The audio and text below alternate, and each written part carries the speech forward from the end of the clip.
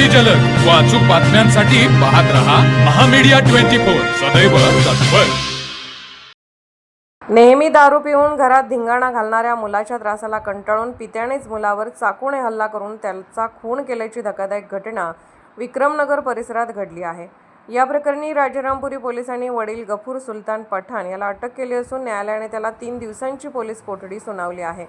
कोल्हापुरातील विक्रमनगर स्वामी समर्थ नगर येथे गफूर पठाण आपल्या कुटुंबासह वास्तव्यास आहेत।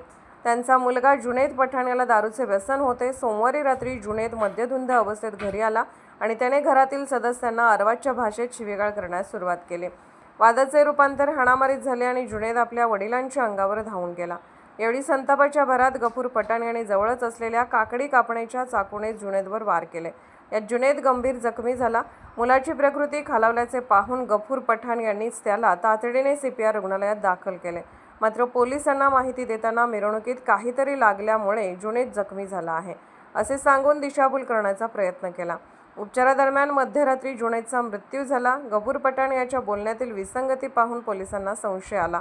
राजारामपुरी पोलिसांनी त्यांना ताब्यात घेऊन अधिक विचारपूस केली असता पोलिसी खाक्या दाखवताच गफूर यांनी गुन्ह्याची कबुली दिली। मुलाच्या रोजच्या त्रासाला कंटाळून रागाच्या भरात हे कृत्य केल्याचे त्यांनी मान्य केले।